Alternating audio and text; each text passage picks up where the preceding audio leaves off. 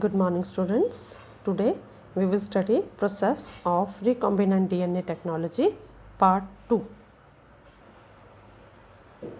तो पिछले वीडियो में हमने पढ़ा था कि रिकॉम्बिनेंट डीएनए टेक्नोलॉजी में बहुत सारे स्टेप्स होते हैं विच अकर इन अ स्पेसिफिक सीक्वेंस, और ये इनके सीक्वेंस क्या है। सबसे पहला पार्ट है आइसोलेशन ऑफ डीएनए, सेकेंड इसमें स्टेप है fragmentation of DNA by RN restriction endonuclease, third is isolation of desired DNA fragment, fourth step is ligation of DNA fragment into a vector, fifth step is transferring the recombinant DNA into the host, sixth step is culturing the host cell in a medium at large scale, and the seventh step is extraction of the desired product. तो अभी तक इसमें हमने ये 4 steps जो हैं वो पढ़ लिए हैं। Isolation of DNA, fragmentation of DNA by REN, isolation of desired DNA fragment and ligation of DNA fragment into a vector. In 4 steps को अब हम पढ़ चुके हैं। अब हम इस वीडियो में 5th, 6th और 7th स्टेप को पढ़ेंगे कि हम इनको कैसे कैरी आउट करते हैं। तो अभी हम सबसे पहले पढ़ेंगे transferring the recombinant DNA into the host. अब इस स्टेप में हम क्या देखेंगे, थर्ड स्टेप में insertion of recombinant DNA into the host cell और ऑर्गेनिज्म। तो यहाँ पे हम देखते हैं कि there are several methods of introducing the ligated DNA into the host cell और ऑर्गेनिज्म। हमारे पास बहुत सारे ऐसे मेथड्स हैं जिससे हम लाइगेटेड डीएनए है हमारा रिकॉम्बिनेंट डीएनए, जिसको हम होस्ट सेल या फिर होस्ट ऑर्गेनिज्म में ट्रांसफ़र कर सकते हैं, इंट्रोड्यूस कर सकते हैं। कॉमनली हम क्या करते हैं, जो हमारा डिज़ायर्ड जीन या फिर जो डिज़ायर्ड डीएनए है that is ligated to a plasmid vector. Ligated means joint, हम इसको एक प्लाज्मिड वेक्टर के साथ ज्वाइन करते हैं। अब जो हमारा ये काइमेरिक प्लाज्मिड है या रिकॉम्बिनेंट प्लाज्मिड है उसको हम किस में ट्रांसफ़र करते हैं, the plasmid free bacterial cells are now made competent. अब वो बैक्टीरियल सेल्स जिनमें प्लाज्मिड्स नहीं हैं, जो प्लाज्मिड फ्री हैं, उनको हम कॉम्पिटेंट बनाते हैं कि वो हमारे इस रिकॉम्बिनेंट डीएनए को बाहर से उठा सके, अपने अंदर ले जा सके। और इसमें एक हमारा एग्जांपल आता है ई कोलाई बैक्टीरियम का। तो अब हम क्या करते हैं, now the plasmid having recombinant DNA and ampicillin resistant gene are introduced into the medium. हम एक न्यूट्रेंट मीडियम लेते हैं जिसमें हम इस ई कोलाई को ग्रो करते हैं, और हम उसके बाद क्या करते हैं, जो प्लाज्मिड्स हैं जिनमें रिकॉम्बिनेंट डीएनए है और जिनमें एम्पिसिलिन का रेजिस्टेंट जीन है, उनको हम इस न्यूट्रेंट मीडियम में ग्रो कर देते हैं। As soon as the plasmid enter the bacteria cells, the host cells that is E coli becomes ampicillin resistant. जैसे ही ये प्लाज्मिड जो है हमारा जिसमें रिकॉम्बिनेंट डीएनए था वो इस ई कोलाई बैक्टीरियम के अंदर जाएगा, ये वाला होस्ट सेल कौन है हमारा, ई कोलाई जो है वो एम्पिसिलिन रेजिस्टेंट बन जाएगा। अब जब ये एम्पिसिलिन रेजिस्टेंट बन जाता है तब हम क्या देखेंगे कि दीज ट्रांसफॉर्म्ड सेल्स, अब हम इन सेल्स को क्या बोल सकते हैं, ट्रांसफॉर्म्ड सेल्स। इनको ट्रांसफॉर्म सेल्स हम क्यों बोलेंगे, क्योंकि एक तो पहले ये प्लाज्मिड फ्री थे, अब हमने इसमें काइमेरिक प्लाज्मिड डाल दिया है जिसमें रिकॉम्बिनेंट डीएनए हमारे पास है और जिसने इस होस्ट सेल को दैट इज ई कोलाई को इसने एम्पिसिलिन रेजिस्टेंट बना दिया है। तो ये वाले transform cells, now this transform cells will be able to grow on ampicillin containing culture medium, whereas the non transform cells will die. अगर हम यहाँ पे देखना चाहें कैसे आइडेंटिफाई करेंगे हम ट्रांसफॉर्म्ड और नॉन ट्रांसफॉर्म्ड सेल्स को, तो हम देखेंगे कि अगर हम उस न्यूट्रिएंट मीडियम में एम्पिसिलिन डाल देते हैं तो हमारे जो ट्रांसफॉर्म सेल्स हैं वो उस मीडियम में ग्रो कर जाएंगे, क्योंकि उनमें एम्पिसिलिन रेजिस्टेंट जीन आ चुका है। लेकिन जो हमारे नॉन ट्रांसफॉर्म सेल्स हैं they will die because they do not have ampicillin resistance. अब इस तरह के जो हमारे ये ट्रांसफॉर्म सेल्स हैं, now they are selected for use in bio reactor.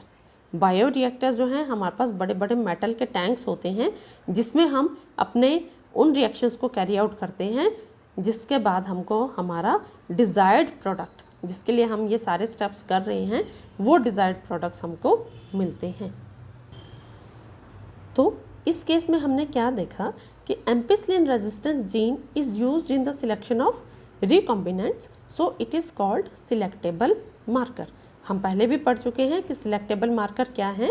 Selectable marker DNA की वो सीक्वेंसेस हैं which help in identifying and eliminating transform cells from non transform cells. तो यहाँ पे हमारे पास इस केस में बहुत अच्छा एक एग्जांपल आया है कि जिसमें हमने ई कोलाई को एम्पिसिलिन रेजिस्टेंट जीन दिया है और उसको हमने ट्रांसफॉर्म्ड कर दिया है। अब जब हम नॉर्मल ई कोलाई सेल्स को और ampicillin resistance gene containing E coli cells को सेम मीडियम में ग्रो करते हैं जिसमें हम एम्पिसिलिन डाल देते हैं, तो हम देखेंगे कि सिर्फ ट्रांसफॉर्म्ड सेल्स ही उस न्यूट्रिएंट मीडियम पे ग्रो कर सकेंगे और जो हमारे नॉन ट्रांसफॉर्म्ड सेल्स हैं दे विल डाई।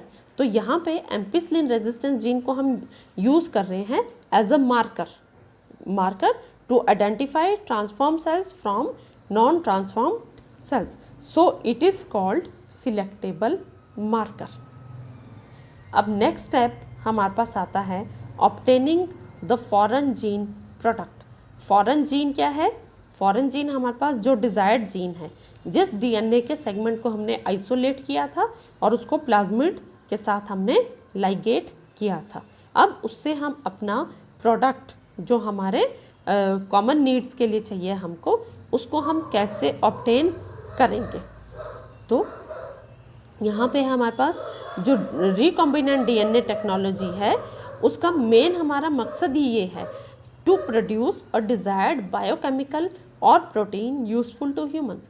जैसा कि हमने इसकी डेफिनेशन में भी पढ़ा था कि बायोटेक्नोलॉजी वो ब्रांच है साइंस की जिसमें हम जेनेटिकली मॉडिफाई करके ऑर्गेनिजम्स को उनसे अपने नीड्स के लिए यूज़फुल प्रोडक्ट्स को लेते हैं, और ये यूज़फुल प्रोडक्ट्स हमारे बायोकेमिकल्स या प्रोटीन्स हो सकते हैं। Now this protein formed is called recombinant protein because it is produced through recombinant DNA technology. अब ये जो प्रोटीन हमारे पास बन रहा है इसको हम कहते हैं रिकॉम्बिनेंट प्रोटीन। इसको हम रिकॉम्बिनेंट प्रोटीन क्यों कहते हैं?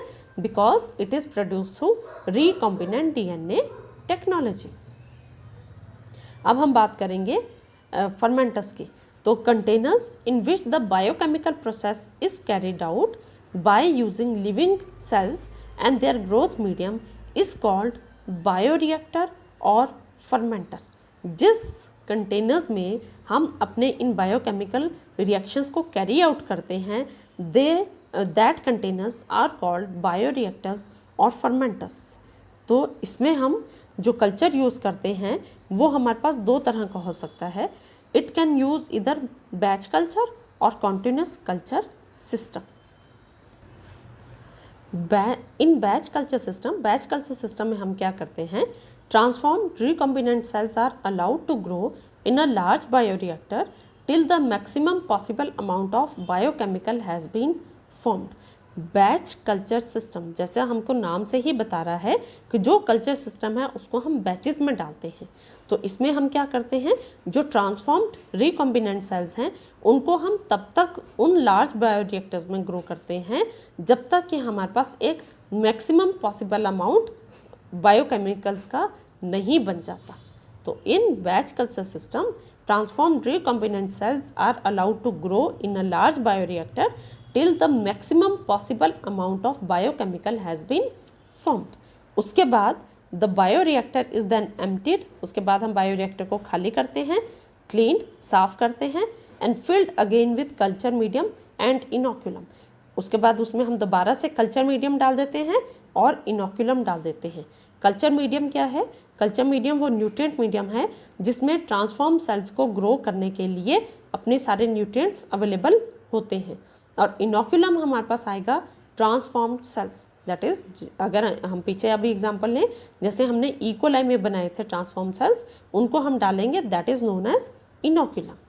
अब सेकंड जो हमारे पास आता है कॉन्टिन्यूस कल्चर सिस्टम, उसमें हमारे पास जैसे नाम ही बता रहा है कॉन्टिन्यूस, कॉन्टिन्यूस मीन्स रेगुलर। तो इसमें क्या होता है, there is a regular drainage of medium and culture cells from one side and addition of fresh medium from other side.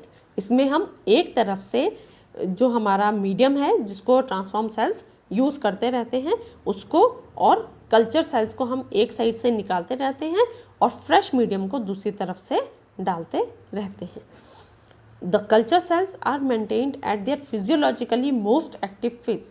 इस बायो रिएक्टर्स में हम एक चीज़ का बहुत ध्यान रखते हैं कि जो हमारे कल्चर सेल्स हैं, जो हमारे ट्रांसफॉर्म सेल्स हैं, they are maintained at their physiologically most active phase. वो अपने प्रोसेसेस में सबसे एक्टिव फेज में मेंटेन करके रखे जाते हैं। It produces larger biomass and higher yield of desired product.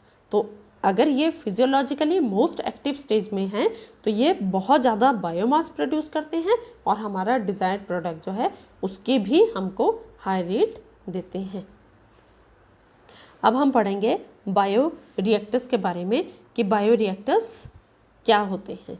तो bioreactor it is generally 100 to 1000 litre cylindrical metal container with a curved base to facilitate mixing of contents.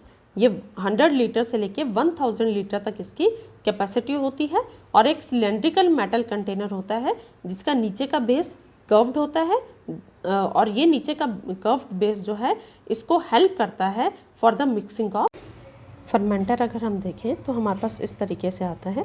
ये एक metal cylinder है जो तकरीबन 100 से 1000 litre की capacity में आता है। ये मेटल का बना हुआ है, इसका बेस जो है वो कर्व्ड है जो इसके कंटेंट्स के मिक्सिंग में हेल्प करता है। उसके बाद इसमें ये स्टरर्स मिल रहे हैं, लगे हुए हैं जो इसमें ऑक्सीजन की अवेलेबिलिटी को इंश्योर करते हैं और कंटेंट्स की प्रॉपर मिक्सिंग को इंश्योर करते हैं। इसके अलावा इसमें और भी गैजेट्स लगे होते हैं जो इसके पीएच को कंट्रोल करते हैं, इसके टेम्परेचर को कंट्रोल करते हैं और इसमें ये एक फोम ब्रेकर लगा है, मोटर होती है, स्टेराइल एयर के लिए एक इसमें पैसेज होता है। अब the culture medium containing all the nutrients, salts, vitamins, hormones etcetera is added along with inoculum of transform cells with recombinant DNA. अब हम क्या करते हैं, कल्चर मीडियम जिसमें हमारे सारे न्यूट्रिएंट्स हैं, सॉल्ट्स हैं, विटामिन्स हैं, हार्मोन्स हैं, उसको हम इनोकुलम के साथ, इनोकुलम क्या है हमारे पास, transformed cells with recombinant DNA, उसको हम इस बायो रिएक्टर में या फर्मेंटर में डाल देते हैं। A stirrer facilitates the even mixing and oxygen availability throughout the bioreactor. ये स्टरर जो है उसकी प्रॉपर मिक्सिंग करता है, ऑक्सीजन की अवेलेबिलिटी को इंश्योर करता है। Then gadgets are attached for knowing temperature and pH of the contents. There is a sampling port where small volume of culture can be withdrawn to know the growth of cells and concentration of desired product. इसमें हमारे पास एक sampling pot भी है जहाँ से हम culture के छोटे छोटे वॉल्यूम्स को बाहर निकाल सकते हैं ताकि हम देख सकें कि हमारे सेल्स की उसमें कितनी ग्रोथ है और हमारे डिज़ायर्ड प्रोडक्ट्स की कितनी कंसंट्रेशन उसमें बन चुकी है। अब जो हमारे पास लास्ट स्टेप आता है रिकॉम्बिनेंट डीएनए टेक्नोलॉजी में, दैट इज़ डाउनस्ट्रीम प्रोसेसिंग। तो डाउनस्ट्रीम प्रोसेसिंग क्या है, it is the recovery of the product from the fully grown genetically modified cells, its purification and preservation. तो हमने जो जेनेटिकली मॉडिफाइड सेल्स बनाए थे उनसे जो हमारे प्रोडक्ट्स बन रहे हैं उनको ऑब्टेन करना, उनकी रिकवरी करना, उनको प्यूरिफाई करना और उनको प्रिजर्व करना is downstream processing. It is carried out when after the sampling pot indicates the completion of biosynthetic phase and presence of optimum product in the cells। हम ये कब करते हैं, इनमें से हम फर्मेंटर से अपने प्रोडक्ट को कब निकालते हैं बाहर, जब सैम्पलिंग पॉट हमारा हमको इंडिकेशन देता है कि बायोसिंथेटिक फेज कंप्लीट हो चुका है और सेल्स ने अपना मैक्सिमम प्रोडक्ट जो है वो बना दिया है। उसके बाद हम क्या करते हैं, after leaving a part of inoculum the rest is crushed and chemically treated to separate the product. उसके बाद हम थोड़ा सा इनोकुलम छोड़ देते हैं और बाकी जो हमारे पास प्रोडक्ट आया है उसको क्रश करते हैं, केमिकल्स के साथ ट्रीट करते हैं जिससे हम अपना डिज़ायर्ड प्रोडक्ट सेपरेट कर सकें। Now the separated product is purified and formulated with suitable preservatives. उसको हम प्योरीफाई करते हैं और प्रिजर्वेटिव्स उसमें डालते हैं ताकि उसको हम प्रिजर्व कर सकें, वो काफ़ी लंबे समय तक हमारा ठीक रहे, ख़राब ना हो। Such formulation has to undergo through clinical trials as in case of drugs. अगर हमारे पास जो मैन्युफैक्चरिंग प्रोडक्ट है वो ड्रग है तो उसमें हमको क्लिनिकल ट्रायल्स भी कैरी आउट करने पड़ते हैं। Strict quality control testing for each product is also required. हर एक प्रोडक्ट के लिए क्वालिटी कंट्रोल की टेस्टिंग बहुत ही ज़रूरी होती है। The downstream processing and quality control testing vary from product to product. जो डाउनस्ट्रीम प्रोसेसिंग है हमारी और जो क्वालिटी कंट्रोल टेस्टिंग है वो हम कौन सा प्रोडक्ट बना रहे हैं वो वेरी करता है, अलग अलग होता है from one product to another. So that's all about the process of recombinant DNA technology, and thank you for watching.